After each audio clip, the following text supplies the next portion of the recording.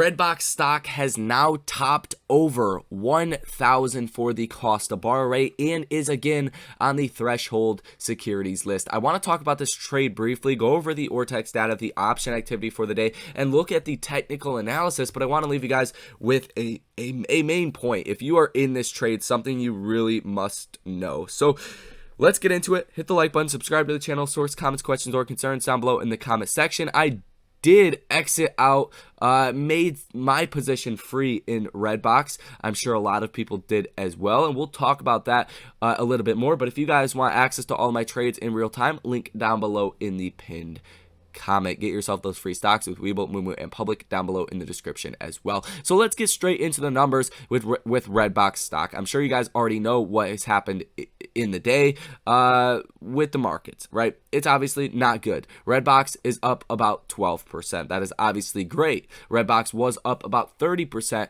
earlier in the day. And what we have seen over the last couple of days is when the markets are heading down, Redbox stock is heading up. Well, what has essentially happened since about halfway through the day, give or take, is the markets have started to come up a little bit.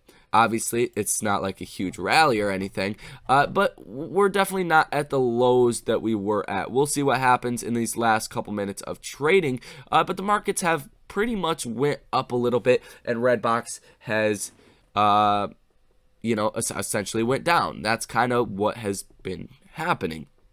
Now, if we do take a look at the actual numbers here, 225.37% short interest of free float, 4.39 million shares that are sold short, cost bar minimum of 651%, cost bar average of 915%, cost bar max of 1.05 thousand percent, 100% utilization, days to cover 0.18, shares out on loan 3.3 million, free float out on loan 169.59%. Some of these numbers are a little bit weird, but the short interest is well over 200%. And what's the bottom line when it comes down to Redbox stock? The bottom line is the stock will squeeze, and what we have seen is not indicative of a short squeeze yet. When you have over 200% short interest, a stock that is on the threshold securities list, you're going to see a short squeeze at some point in the future. But it's very difficult with Redbox because I think there is that call it anxiety. That's probably not the right word, but there is that overhanging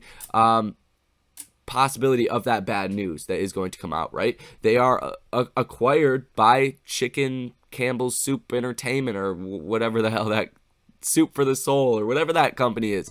Doesn't even matter. They're being bought out for like 50 cents a share. So there is some people that are concerned about that.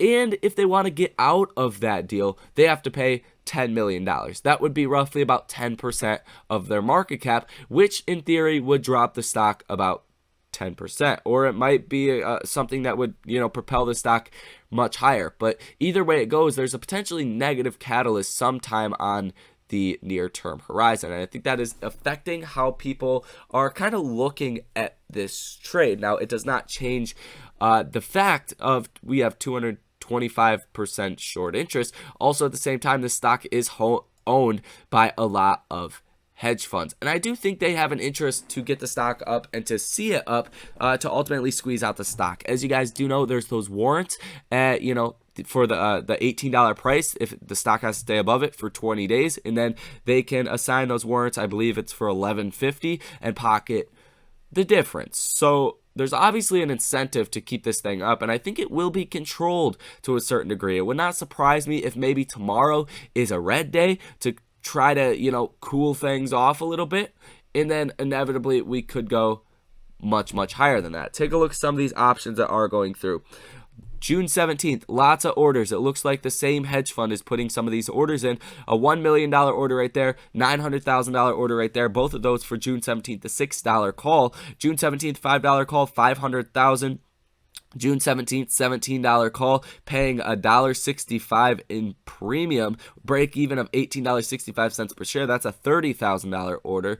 A $1 call for $2 million, another $1 million, $2 million order, $2 million order, $500,000 order, $200,000 order, $600,000 order, $2 million order, $600,000, $400,000, $185,000. Like, these are all orders for the day. Like, All this whole list is orders for the day. All of this. And they're all calls. They're all calls that are going through. So it's obvious. The stock will squeeze. That's very, very, very, very, very obvious. There's not even one bearish option that came in today.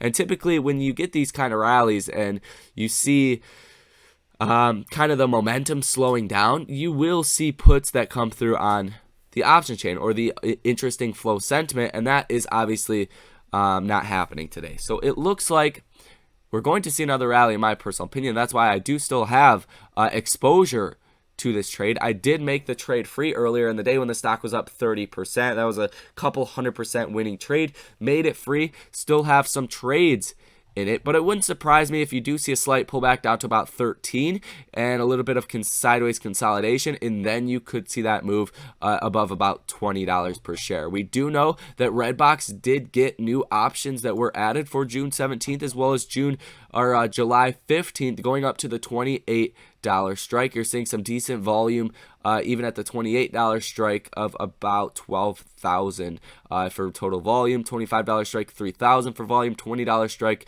over 10,000 for volume. And typically when you get new strikes added, it's going to be very volatile. As you guys can see, implied volatility of over 500%, but usually you do see a move close to those strikes, if not blowing straight past your largest strike. Because if there's no chance of the stock going above where its last expiration was, like $18, I believe, then they don't put new options on an option chain that often, but they have to in the case of Redbox to essentially protect the market makers there. So that is pretty much going to be all for this video. The main key to take away is you want to get your initial investment back if you have shares or options. At this point, if you've been in the trade, you have a profit, get your initial investment back. Obviously not financial advice, but one day this stock is going to fall less than $1. So just keep that in mind.